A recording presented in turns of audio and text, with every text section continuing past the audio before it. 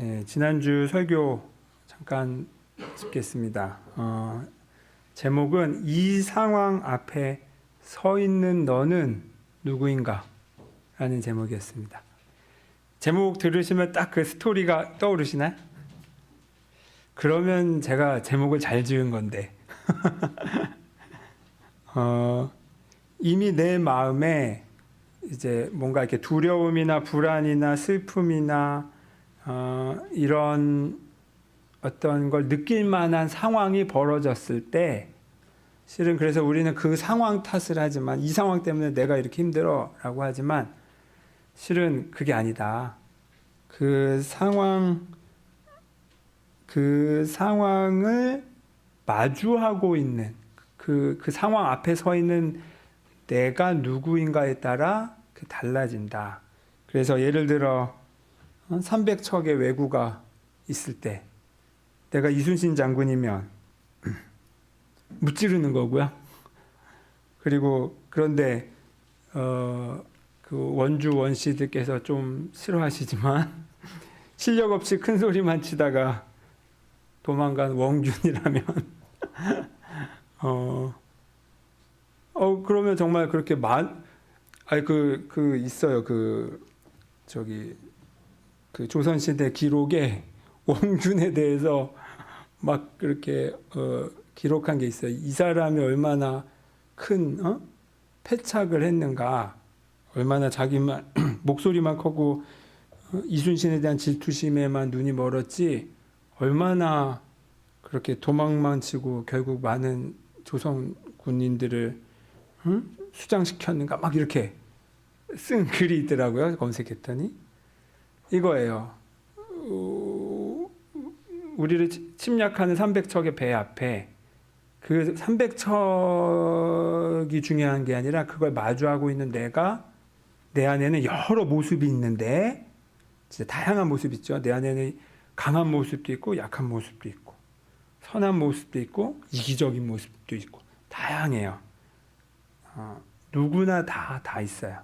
그 중에 내 안에 여러 모습 중에 누구를 앞에 내세울 거냐라는 겁니다. 당연히 이순신을 내세우는 거죠.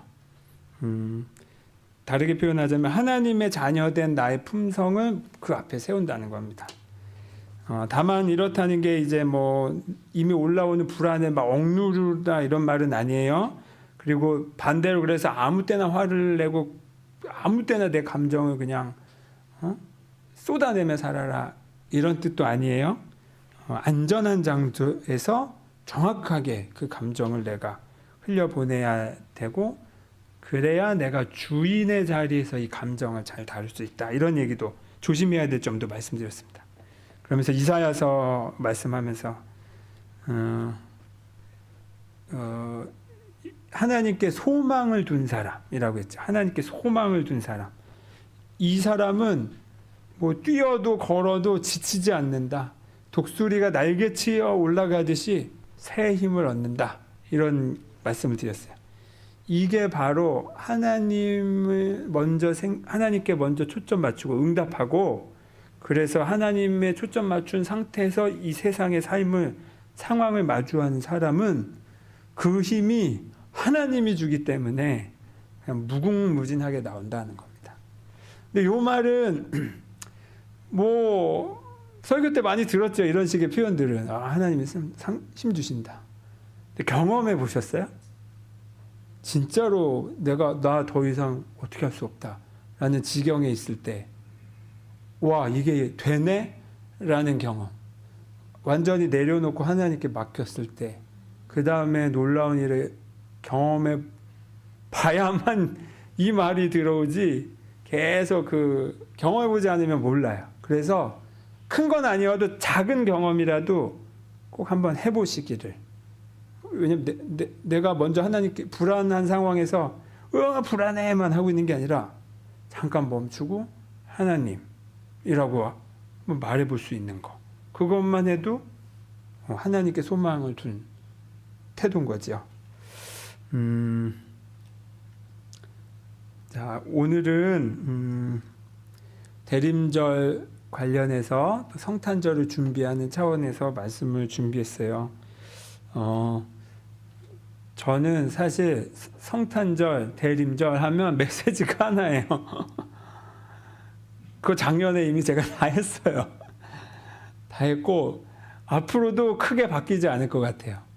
그런데 우리 해마다 성탄절은 돌아오니까 어떻게 하지? 메시지가 저는 맨날 똑같은데 상관없습니다. 왜냐하면 그 메시지는 매 순간 저는 매일 해도 유효한 메시지라고 생각해요. 저는 사실 설교자로서 예전에는 매번 다른 설교를 준비해야 된다라는 그 압박과 부담이 있었는데 그거는 내가 뭔가 좋은 설교, 내가 잘하고 싶은 욕심인 거지 그거는 복음과는 아무 상관없는 태도예요. 같은 이야기도 저는 10번, 100번, 1000번 할 수 있다고 생각합니다. 왜냐하면 그 복음의 내용 자체가 그렇기 때문에 그래요. 우리로 하여금 매번 나 자신을 직면시키기 때문에 그래요. 그래서 저의 메시지는 이거예요. 오늘 내용이 그거예요. 자, 그리스도께서 태어나셨다가 아니라 그리스도께서 지금도 태어나신다. 지금도 태어나신다. 어디에서? 내 안에서. 그리고 그리스도께서 담기신다. 우리가 그냥 이 예수님의 이야기, 이 성경을 무슨 역사학자거나 종교학자로서 뭐 이런 내용이 있었네라고 보는 게 아니라 신앙인으로서 그리스도인으로서 이 내용을 대하는 건 뭐냐면 예수님이 2000년 전에 태어난 그 사건이 지금 오늘 여기를 살고 있는 지구 반대편 한국 땅에 고성군에 살고 있는 우리에게 직접적인 나의 이야기가 되기 때문에 그래요. 그래서 예수님이 태어난다는 그 상징을 저는 우리 내면으로 매 순간 가져와요. 제가 성탄과 대림절 때마다 여러분과 나누고 싶은 메시지는 이거예요. 예수님께서 내 안에, 그리스도께서 내 안에 다시 한번 담기신다. 태어나신다. 그런데 자, 이렇게 이 얘기 한번 이제 들어보세요. 예수님에 대한 성경의 그 이야기는 우리 복음서라고 표현해요. 복음서. 기쁜 소식이에요. 복음. 복된 소식. 예수님이 오셔서 말씀하시고 가르쳐 주신 게 이제 기쁜 소식이라는 거죠. 그것을 이제 이 복음서가 4개인데 우리 정경이라고 해서 우리 성경 안에는 4개고 정경 밖에도 뭐 도마복음이네 무슨 베드로 복음이네 뭐 빌립 복음이네 이런 게 있어요. 이 나머지 복음서들은 이제 약간 시비가 걸려서 우리가 읽지는 않고 있지만 이제 아무튼 예수님에 관한 이야기가 있는데 이 우리 4복음서 중에 예수님의 시작과 관련된 이야기들이 이 각각 표현을 해요. 근데 좀 약간씩 다 달라. 마태복음 같은 경우는 혼자 일단 족보를 그냥 주구장창 쫙 해요. 그래서 마태복음 처음 읽으면 이제 성경 좀 읽어볼까 하는데 그 맨 앞에 구역을 읽는데 읽다 보니까 이게 너무 기네. 그러면 이제 신약부터 읽어야지 하고 이제 마태복음을 딱 폈는데 족보가 나오면서 또 한 번 위기가 와요. 근데 이거는 마태복음만의 특징이에요. 마태복음은 예수님의 당시 유대인들에게는 다윗의 후손 중에 메시아, 이 세상을 구원할 메시아가 온다라는 게 있기 때문에 이 예수가 바로 그 메시아다라는 걸 유대인들에게, 그 당시는 유대인들이었으니까 설명하려고 족보를 쫙 표현해요. 근데 이 족보도 여러분 잘 뜯어보면 아주 재밌는 부분이 있어요. 여성들. 요거는 이제 나중에 여러분과 나누고 또 뭐 마가복음 같은 경우는 좀 짧아요. 그리고 요한복음 같은 경우는 그 1장 시작이 되게 철학적인 말들로 쫙 나와요. 태초에 말씀이 계시니라. 이 말씀이 하나님과 함께 계셨으니 이 말씀은 곧 하나님이시라. 그래서 막 빛이 나오고 막 말씀이 육신이 됐다 막 처음 본 사람이 이게 뭔 얘기야 할 만한 이야기들이 막 나와요. 아무튼 이렇게 살짝씩 누가복음 같은 경우는 예수님의 그 처음 이야기가 제일 길어요. 다양하고. 그런데 이 전체 이 사복음서에서 똑같이 나오는 이야기가 있어요. 다 이 사복음서가 예수님의 처음 이야기를 다 다양하게 표현하는데 공통되게 언급하는 이야기가 있는데 뭔지 아세요? 그게 바로 세례자 요한이에요. 세례자 요한 이야기는 이 사복음서가 다 같이 얘기를 해요. 세례자 요한이 누구냐면 예수님의 친척 형이에요. 그런데 이 세례자 요한의 아빠는 사가랴라고 제사장이었어요. 그 하나님께 제사를 드리는. 그리고 엄마는 엘리사벳. 이 사가랴와 엘리사벳도 하나님 앞에서 되게 신실한 사람이라고 성경에 표현이 돼요. 요 이야기는 누가복음에만 나와요. 근데 아무튼 이 세례자 요한은 나중에 이제 커가지고 예언자로서 활동을 하는데, 예언자가 뭐냐면 그냥 뭐 유교에서 최고의 인간상은 뭡니까? 군자. 또 뭐 불교에서는 뭐라고 표현하나요? 뭐 부처나 보살 이렇게 표현하죠. 당시 우리 그리스도인은 하나님의 자녀라고 표현해요. 혹은 하나님의 뭐 종. 근데 유대교에 있어서 최고의 인간상은 바로 예언자예요. 선지자. 하나님의 말씀을 받아서 전하는 사람. 근데 예수님 당시에는 그 예언자의 맥이 마치 이렇게 끊긴 것처럼 혹은 잘 드러나지 않는 것처럼 보이는데, 우리가 짐작컨대 세례자 요한이 그 명맥을 이렇게 확 이어요. 그래서 세례자 요한은 광야에서 이렇게 사람들을 가르치는데 물로 세례를 주고, 그 요단강에 세례를 주고 무슨 얘기를 하냐면 회개해라 이 말을 해요. 회개해라. 그러면서 제가 앞서 예배 시작 때 예배를 여는 말씀으로 읽었던 그 이사야서의 선지자의 이야기를 세례자 요한이 말을 해요. 뭐 너희는 주의 길을 예비하고 그의 길을 곱게 하여라. 골짜기는 메워지고 산과 언덕은 평평해져라. 이런 얘기를 하면서 아무튼 회개를 엄청나게 강조합니다. 그래서 그럼 여러분 듣는 사람 입장에서 기분이 좋겠습니까? 어떻겠습니까? 회개라는 게 뭐예요? 잘한 거 말하는 거예요? 뭔가 잘못된 것에 대해 얘기를 하니까 듣는 사람 입장에서 되게 불편한 얘기예요. 그래도 그 와중에 양심 있는 사람들이 그 말을 듣고 회개해서 세례를 받았다라는 많은 사람들이 와서 그랬대요. 근데 이 세례자 요한이 얼마나 이빠른 소리만 했냐면, 그 당시에 로마가 세운 왕, 이스라엘의 왕, 그러니까 로마가 그냥 마음대로 세운 거죠. 허수아비로, 꼭두각시로. 근데 그 왕이 이제 뭔가 잘못을 하니까 거기에도 쓴소리를 했다가 참수당해요. 자, 요 얘기가 복음서 4개에는 다 나와요. 이 세례자 요한의 이야기가. 그러면서 이 세례자 요한은 주님이 오실 길을 예비하는 사람, 내 뒤에 오실 예수님은 내가 그분의 신발끈을 매일 수도 없을 정도로 너무나 고귀한 분, 중요한 분이시다. 모든 사람들이 세례자 요한 보고 와, 그 옛날에 그 대단한 예언자 엘리야가 마치 다시 살아난 거 아니냐라고 평가할 정도로 그렇게 요즘 말하자면 인플루언서였는데 인기를 많이 받던 사람이 세례자 요한인데, 세례자 요한이 예수님에 대해서 나는 그분의 길을 준비하러 온 사람이다라는 겁니다. 세례자 요한 왜 준비를 한다고 표현했을까?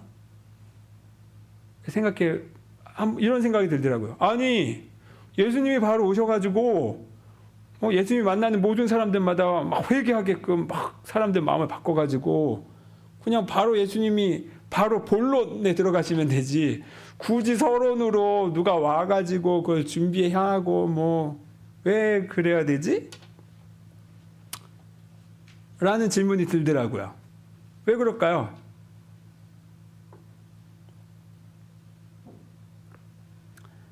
예수님을 만난 모든 사람들이 바로 그 즉시 마음을 막 돌이켜서 회개하고 다 예수님의 말씀을 따랐습니까? 아니에요. 누군가는 그랬는데 특히 가난한 사람들, 죄인들, 멸시받고 있던 사람들, 혹은 정말 자기 삶에 진지하게 질문을 갖고 있던 사람들은 예수님을 만났을 때 그렇게 돌이켜졌어요. 그런데 돌이키지 않은 대표적인 사람들이 누군가요?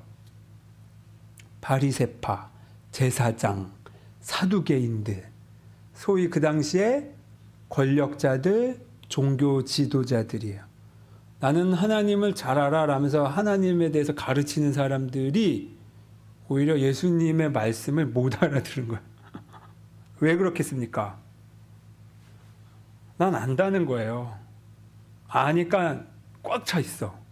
그래서 새로운 게 들어올 자리가 없어요. 세례자 요한은 바로 그걸 지적한 거예요. 너가 지금 집착하고 있는 거, 너가 지금 옳다라고 자신하고 있는 거, 그거 너의 생각이야? 아니면 하나님의 생각이야? 돌아보게 만든 거예요. 그리고 그것을 꺼내놓으라고 한 겁니다. 그걸 내려놓으라는 겁니다. 근데 이런 사람들, 자기 안에 자기의 에고, 지난주에 말씀했던 거짓 자기, 그 뭔가 나의 스펙, 나의 지식, 나의 학력, 나의 통장의 잔고가 이 안에 꽉 차서 그게 나라고 생각하는 사람들은 예수님이 와도 못 알아봐요. 그거는 오늘 우리에게도 유효한 말씀이에요. 여러분, 예수님이 나 예수야 하고 누구나 한 방에 알아볼 모습으로 오실까요? 아니에요. 지금 바로 내 옆 사람이 예수님인 거예요. 그렇게 생각해도 되는 거예요. 아니 저기 강원도 고성 촌놈 아니야? 이런 거예요. 그 당시에 예수님 동네 사람들은 예수님에 대해서 이 나사렛 촌놈이 거기서 뭐 선한 게 나? 이랬던 거예요. 그것도 내 안에 선입견이죠. 그것 때문에 예수님이 그 안에 들어올 공간이 없다.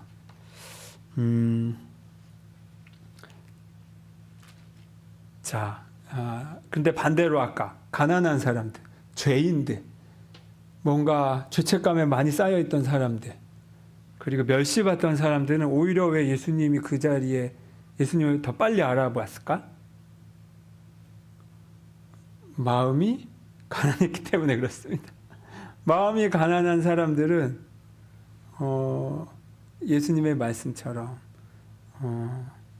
하나님의 나라가 우리 안에 그대로 그 즉시 밀려 들어오는 거죠. 자, 요게 원리예요. 제가 이건 이제 자주 강조드렸던 면이에요. 그리고 이제 여러분에게 마음속에 이거는 공식처럼 마음에 박아 놓으셔야 돼요. 새겨 놓으셔야 돼요. 신앙생활을 통해서 우리의 삶이 나아지죠. 나아져요.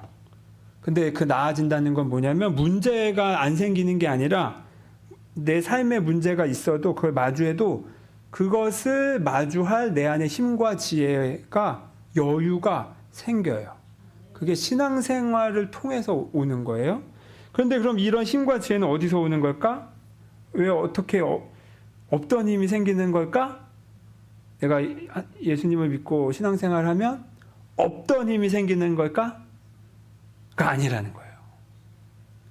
겉으로 보기엔 갑자기 보이지 않던 힘이 보이니까 없던 게 생겼네라고 생각할 수 있지만 원리는 이거예요. 없던 게 아니라 원래 있었다. 이겁니다. 하나님의 형상대로 지음받았다가 창세기의 고백입니다. 근데 그 하나님의 형상대로 지음을 받았다는 건 하나님다움의 씨앗이 우리 안에 있고 그것이 인간으로서 가장 큰 특징이라는 거예요. 이족보행이나 언어를 쓰거나 수학을 풀 수 있어서 인간이 아니라 DNA 구조가 인간인 게 아니라 하나님다움의 씨앗이 있는 존재, 그가 바로 하나님의 형상을 닮은 존재인 거예요. 그게 바로 우리라는 거예요. 성경이 말하는 거예요. 그래서 나는 본래 완전한 하나님의 형상이고 하나님의 자녀인데 내가 죄와 죄책감에 눈이 멀고 너무 오랫동안 습관이 들여져 있어서 본래 내가 누구인지를 잊어버린 거예요. 이거는 그리고 아담 하와가 경험했던 그 수치심 있죠?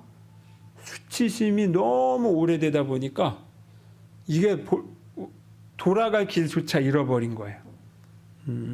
내가 누군지 잊은 겁니다. 그래서 저는 이 비유를 되게 좋아해요. 고려 청자가 저기 바다 서해 어느 바다에 이제 가라앉아서 오랜 세월 물 이끼가 막 껴서 다 덮어져 있어요. 이게 바로 우리의 존재라는 겁니다.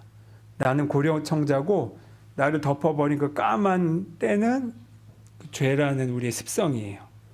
근데 그러니까 가리니까 이게 돌인지 청자인지 구분이 안 되죠. 덮여 있어서. 하지만 여러분 깨지거나 오염된 건 아니에요. 단지 가리워져 있을 뿐이에요. 차이는 이거예요. 하나님의 형상된 우리의 정체성이 이겁니다. 가려진 건 어떻게 하면 됩니까? 닦아내면 돼요. 그러고 나서 고려 청자를 다시 만들어야 되나요? 아니에요. 닦기만 하면 저절로 원래 그 자리에 있던 고려 청자는 그 빛깔을 드러내요. 이게 바로 하나님의 형상된 우리가 죄의 습관 속에 아직도 살고 있음에도 불구하고 나 자신을 이해해야 되는 중요한 상징입니다. 나의 본래의 성품이 하나님 자녀된 성품이 깨지거나 아니면 회복이 불가능하게 오염되거나 손상된 게 아니라는 거예요. 단지 덮여져 있다. 가리워져 있다. 그리고 항상 우리의 신앙생활은 그래서 원리는 뭐냐면 새로 만드는 게 아니라 하나님 자녀에 된 삶을 막 없던 걸 만드는 게 아니라 가리워져 있는 것만 치워도 된다. 그러면 저절로 고려 청자로서 하나님의 자녀된 나의 성품은 드러나게 된다. 하나님의 성품이 뭡니까? 사랑이에요. 내가 상처로 가득 차 있고 그래서 이기심으로 가득 차 있을 때는 사랑의 마음이 나오지 않죠. 왜? 그게 덮여져 있으니까 때가. 근데 이 상처를 치유하면 또 내 안에 자기중심성을 멈추고 내 주위를 돌아보게 되면 저절로 사랑이 흘러나오게 돼요. 그런데 기독교의 그동안의 대부분의 가르침은 죄를 강조하고 원죄를 강조하면서 마치 우리는 그 원죄로부터 이제는 손상됐어요. 영구적으로. 그러니까 너는 그렇게 지옥에 갈 존재인데 그런데 예수님이 그런 너를 구원해 주셨으니까 믿어. 이렇게 앞뒤 다 자르고 중간도 날려버리고 그냥 거의 반협박과 가스라이팅에 다를 바 없는 논리로 그걸 복음이라고 우리가 들어왔던 게 대부분이에요. 아직도 적지 않은 교회는 그렇게 가르쳐요. 저는 단호하게 그게 아니라고 말씀드리는 겁니다. 우리는 죄에 오염되기 전에 하나님의 사랑을 받고 창조된 존재라는 게 먼저예요. 그래서 원죄가 아니라 원복. 우리는 복을 먼저 받은 존재다. 그리고 그 하나님의 창조가 침해당할 수 없이 온전하게 보존되어 있다. 단지 그거를 내가 잠깐 잊었을 뿐. 오늘 읽은 성경 말씀, 누가복음의 말씀은 우리 누가복음 2장 7절. 얘는 요거예요. 예수님을 엄마 마리아가 잉태했는데 뱃속에 있는데 그날 그 황제의 명으로 다 호족 조사해, 호족 등록해.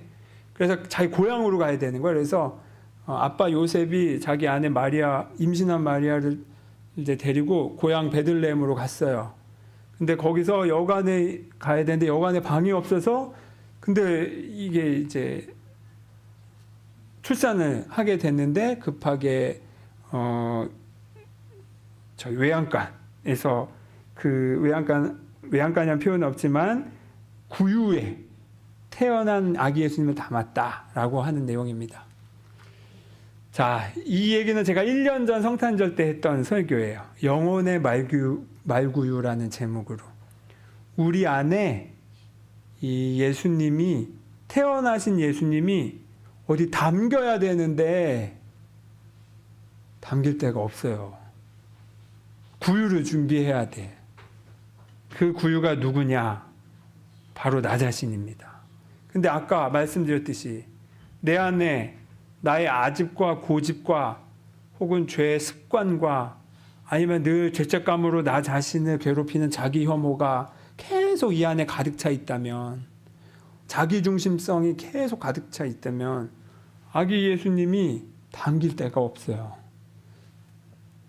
우리가 집에 손님을 맞이할 때, 저는 우리 집이 제일 깨끗할 때는 손님 오는 날이에요. 손님 오는 날. 제가 그때 제일 열심히 하더라고요. 당연하죠. 그게 기본된 우리 마음의 도리인 거예요. 손님 맞을 준비를 하기 위해 비워내고 청소하고 치우는 거.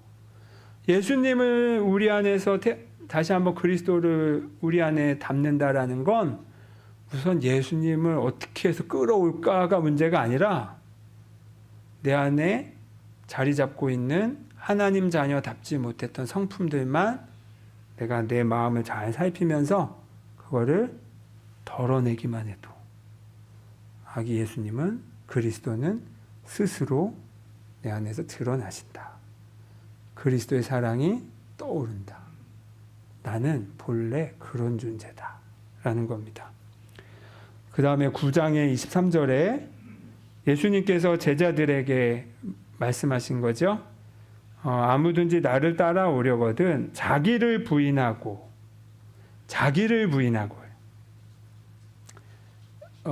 여기서 자기라는 건 여기서 이럴 때 이제 나라는 거를 구분을 잘 하셔야 돼요. 우리는 무조건 그냥 나의 모든 거를 다 버려버려라. 뭐 내 모든 뭐 바라는 거 뭐 이걸 다 끊어버려라고 생각하지만 그렇게 단편적으로 생각하지 마시고, 제가 그래서 두 개의 나가 있다. 하나님 자녀로서의 참된 나가 있고, 이거는 되게 자연스러운 나인데 거짓 내가 있다. 옛 내가 있다. 죄의 습관과 오래된 죄책감의 패턴에 휩싸여 있는 나. 그래서 두려움과 불안이 동기가 돼서 행동하는 나. 말로는 하나님의 영광을 위해 제가 좋은 직장에 성공해야 되지 않겠습니까? 하나님께 영광을 돌리기 위해서 라고는 하지만 실은 그 솔직한 동기는 내가 무시받고 싶지 않았고 내가 그냥 돈 많이 누리면서 살고 싶은데 거기다 그냥 하나님의 영광이라는 가면을 씌워놓은 경우도 나는 많이 봤어요. 이럴 때 솔직하게 하나님, 제 안에 욕심이 너무 많네요. 근데 이게 잘 버려지지 않아요. 그냥 이게 저의 솔직한 고백입니다. 라고 말하는 게 그때부터가 오히려 그 정직한 고백이 시작이 되는 거예요. 내 안에 이걸 청소하는 게.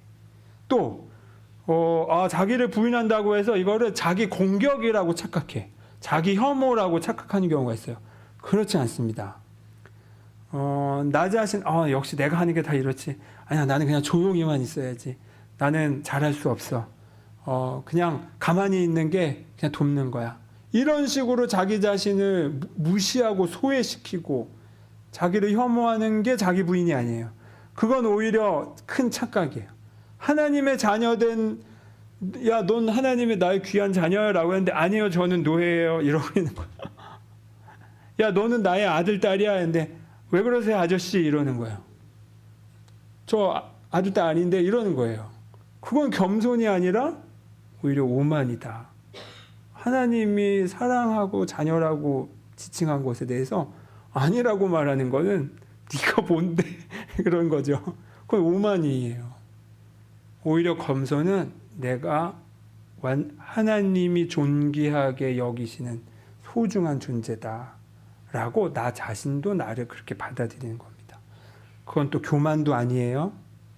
겸손과 교만이란 말 자체가 사라지는 아주 건강한 자존감의 상태가 하나님의 자녀입니다. 그걸 위해서 우리가 우리 안에 비울 걸 비우자는 거예요. 누군가는 욕심일 수 있고, 누군가는 죄책감일 수도 있고, 누군가는 뭐 어떤 내가 막 생각 없이 돈을 쓰는 어떤 패턴일 수도 있고, 누군가는 내 안에 반복되는 불안의 습관들일 수도 있고, 아니면 다양하게 나올 수 있어요. 그거를 바로 비우고 버릴 때 하나님이 드러난다. 제가 좋아하는 시가 있습니다. 이현주 목사님의 시 제목 제가 읽어드릴게요. 제목은 우리는 서로 만나 무얼 버릴까 예요. 바다 그리워 깊은 바다 그리워 남한강은 남에서 흐르고 북한강은 북에서 흐르다가 두물머리 너른 들에서 남한강은 남을 버리고 북한강은 북을 버리고 두물머리 너른 들에서 한강 되어 흐르는데 아름다운 사람아 사랑하는 사람아 우리는 서로 만나 무얼 버릴까 설레이는 두물머리 깊은 들에서 우리는 서로 만나 무얼 버릴까 바다 그리워 푸른 바다 그리워 우리는 서로 만나 무얼 버릴까? 이해되셨어요? 북한강과 남한강이 따로 흐르다가 양평 두물머리에서 만나잖아요. 그래서 흐르는 강의 이름이 뭐예요? 한강이에요. 북한강은 북이라는 걸 비워냈고 남한강은 남이라는 말을 비워내서 하나로 흐르고 이 하나로 흐른 한강은 결국 크고 넓은 바다로 간다는 겁니다. 제가 결혼식 때 결혼 혼인 예배 때 주보에 실은 시예요. 얼마나 많이 내가 그 다음에 버렸는지는 잘 모르겠네. 너무 아름다운 시예요. 이건 서로의 관계에서도 마찬가지고 하나님과의 관계에서도 나를 비울 때 내가 전부라고 생각하는 그 북이라는 단어, 남이라는 단어, 어쩌면 이 남과 북의 관계와도 정말 딱 떨어지네요. 그거를 내려놓을 때 하나가 되어 흐르고 결국엔 하나님이라는 큰 바다에 가서 닿는다. 여러분, 우리는 이렇게 비우는 걸 사실 두려워하는 성향이 있어요. 꼭 붙잡고 있어요. 근데 내가 꼭 붙잡고 있는 거, 예를 들면 이런 거일 수 있죠. 매 맞는 아내. 네. 나를 학대하는 사람을 벗어나지 못하는 경우가 있어요. 시간이 지나면 내가 피해를 입는데. 또, 예를 들면 마약. 그럼 하면 할수록 내가 망가지는 걸 아는데 버리지 못하는 경우가 있어요. 왜 그럴까요? 이게 좀 예가 극단적이지만 사소하게라도 많이 있어요. 나를 이게 좋은 습관이 아닌데 내가 놓지 못하고 붙잡고 있는 것들. 실은 그거는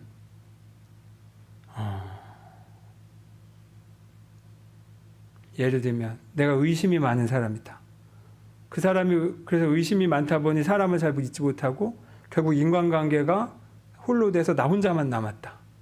그럼 의심이 많다는 게 좋은 건 아니죠. 나에게 피해를 주고 있으니까. 그런데 그 사람은 왜 의심을 갖게 됐을까?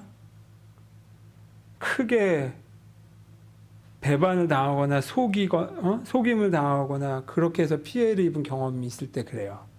그러니까 상처인 거예요. 그 상처를 그래서 이 너무 큰 상처를 이제 보호하고자 나를 위해 갑옷을 하나 채워놨는데 그게 바로 의심인 거예요. 누굴 만나든 의심부터 해야 돼. 그래야 내가 살아남을 수 있어. 우리는 어린 시절부터 이런 식의 갑옷들을 다양하게 채워왔어요. 그리고 어느덧 어른이 돼서도 이게 당연히 원래 내 거인 양 이제 채우고 살고 있어요. 근데 이제 실은 그게 갑옷을 많이 가지고 있을수록 내 삶이 더 피폐해지는데 이거 아닌 다른 대안을 몰라서 이걸 계속 붙잡고 있는 거예요. 중독이라는 것도 결국에는 그 안에 아주 깊은 결핍감 때문에 그런 거거든요. 중독 자체가 문제가 아니라 결핍이 원인 거예요. 그 외로움. 그래요. 의심이 그래서 한동안 나에게 갑옷이 되어준 역할이 된 건 맞아. 근데 이거를 평생 가져갈 건 아닌 거죠. 이제 누군가를 의심하지 않아도 나 자신을 지키면서 풍요롭게 인간관계를 맺을 수 있는 방법이 있는데, 그러려면 내가 먼저 어린 시절의 상처 때문에 가지고 있던 이 갑옷, 의심이라는 갑옷, 여러 우리가 버리지 못하고 붙들고 집착하고 있는 나의 그 잘못된 것들을 먼저 벗어야 된다. 그럴 때 내 안에 하나님의 사랑이 다시 올라오면서 새로운 힘이 생긴다는 겁니다.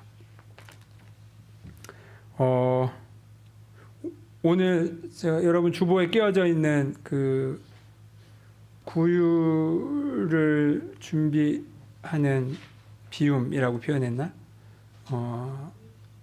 그거를 여러분 한 주간 가져가셔서 한번 생각해 보세요. 다만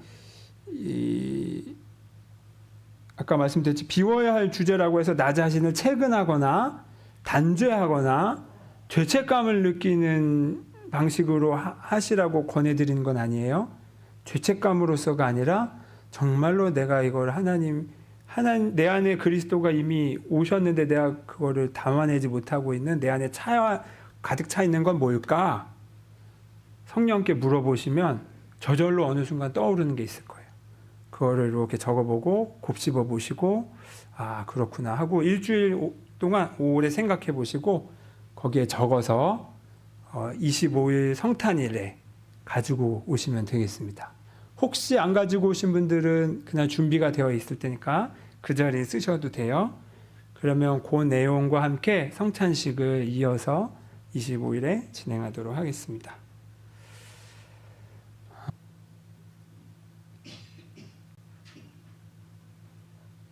주님, 그리스도께서 태어나시는데 그게 바로 나라니, 내 존재의 가장 깊은 곳에 오신다니 참 설레고 감사하고 어쩔 줄 모르겠습니다. 한편으로는 내 안에 나 같은 더러운 사람에게 어떻게 그리스도를 모실 수 있을까 죄책감도 올라오기도 합니다. 주님, 그러나 그 모든 걸 내려놓고 우리의 마음을 모아 우리의 구유를 청소합니다. 그리고 비웁니다. 그리스도께서 나를 통해 드러나셔서 하나님의 사랑과 하나님의 그 빛이 나를 통해 이 세상에 전달될 수 있도록 저 자신을 주님께 내어 맡깁니다. 하나님 받으시고 귀하게 사용하여 주십시오. 예수 그리스도의 이름으로 기도드립니다. 아멘.